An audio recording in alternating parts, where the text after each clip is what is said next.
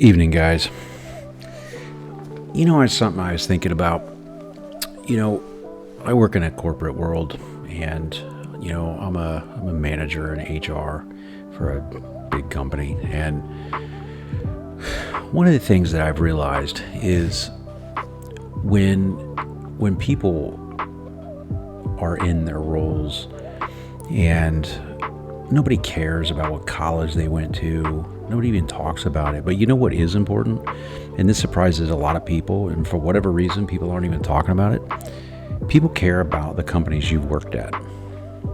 This is a big deal. And the reason why this is a big deal is because leaders at big companies, they're curious how other big companies handle similar problems that they're having. So when you're marketing yourself as a potential job candidate for a important role that you feel strongly about, make sure that you are emphasizing this was a big company and this is how I contributed to some of the problems that big company had. It may seem like a small thing when you think about, well, it's about your education and it's about your skills and it's about your knowledge. Sure, that's somewhat important. The education piece, skill set, absolutely huge importance. But where you've worked is one of those really important things about working for a company. Other people remember it.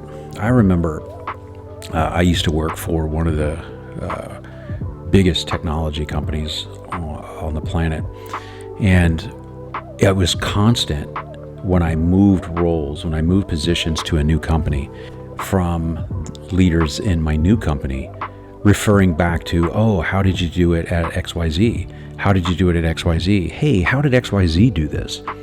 That kind of thing is really important, and it's something that nobody ever talks about. They just talk about, well, I went to the Ohio State University, I went to the University of Wisconsin. Oh, you went to all these places, that must mean you're very well prepared. But the reality is nobody cares. What people care about, though, where you worked previously, that carries a lot of weight. And another thing I was thinking about, guys, what's crazy to me is, I'm a Gen Xer, and in my generation, back in my day, it was, hey, I've worked at this company 10 years. I've worked at this company 20 years. I've done my time. I've done my service. I have tenure. Tenure doesn't mean anything anymore, does it? One of the things that I think is really, really important about being an employee in any company, in any industry, is understanding your worth, your value. And sometimes we place a negative connotation on somebody being a job hopper, right? What is a job hopper? Job hopper, you stay with a company for a little while and then you hop to another one, and then you hop to another one, like you're a frog and you're jumping lily pads, right? Well, I tell you what, there's nothing wrong with it. And, this is something that I think the younger generation understands. My generation, we put a lot of pressure on ourselves to put in our time. We were taught that, right? I worked for a company for 10 years, gave them 10 years of my life, and to be honest with you, I didn't get anything out of it. I didn't get the promotion that I wanted. I didn't get the salary that I felt I deserved. Upskilling myself. I was looking for new horizons within my own company to expand and become a better employee for them. And, doors were closed and avenues weren't available. And it got to a point where I realized, I've hit a wall here, and they were dangling carrots, but none of those carrots really seemed appealing anymore, right? So I decided after 10 years of dedicating my life to this company that I was done. And to be honest with you, ever since then, I don't really care about tenure.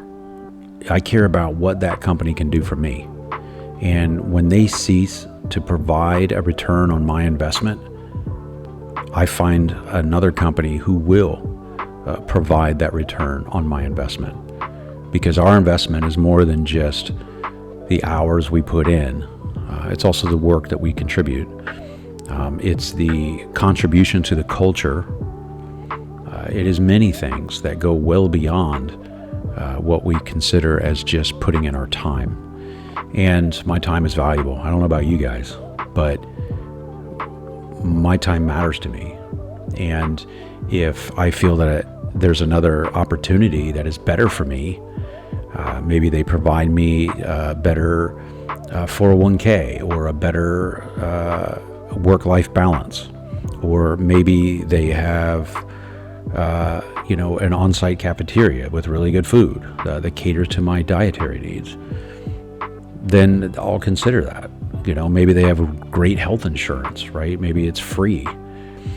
Provide college tuition assistance for your children, remote days. Those things matter. And when you consider an offer, for all my young viewers, when you are considering an offer with a company, don't get caught up in just what the salary is. It's a huge mistake that people make. We're like, wow, it makes XYZ amount of dollars, so I am going to take this offer and I am going to be so happy and all my problems will be solved. And then they get in there and they are making money, but maybe the company doesn't do a good 401k company match. Maybe they have terrible health insurance. Maybe their work-life balance is not there and you end up working 60, 70 hours a week, 80 hours a week, 90 hours a week. Maybe you're working, it's 9 to 5 and you get home and you're working until 10 o'clock at night every night because the work doesn't stop and the expectations are too high. Vacation time is there, but it's never feasible to take it. There's a lot of factors to consider when you are considering an employment at a job, and it goes well beyond just how many zeros there are in the salary that they present to you. There's a lot more to it. It's even more than the bonus because, look, I've always been under the philosophy of secure as much salary as you can possibly get. The bonus is just extra. And guys, the bonus can be taken away. Take it from an HR professional. I don't know how many times where I've had to have conversations with leaders in an organization where us and HR and payroll have come together and had conversations about what we're going to say to leadership when we have to tell them that the executive leadership team, the ELT, has decided they're going to pull bonuses this quarter or maybe this year. And I tell you, those are tough conversations to have, but there's no guarantee that you're going to get bonuses unless it's written into your contract to say that. But even that's not a bonus. That's usually a retention strategy to lower attrition rates. So think about that. Think about loyalty and think about what you feel you are worth. Because I can guarantee you this from somebody who works in HR, companies are not loyal to you. You may have a great company, you may have a good job, but I guarantee you if times get lean and that belt has to tighten, you are not important. So make sure that if you are considering opportunities, don't get stuck on stigma of tenure. Tenure is an illusion. It is a trap. There's a negative connotation applied to it so that you will stay put. But if someone values you enough to provide you with more, take it. Because life is short. We only go around this little blue ball one time as far as we know, right? So while we're going around it, get what you can, get what you're owed, and live your life on your terms. I'll see you guys next time.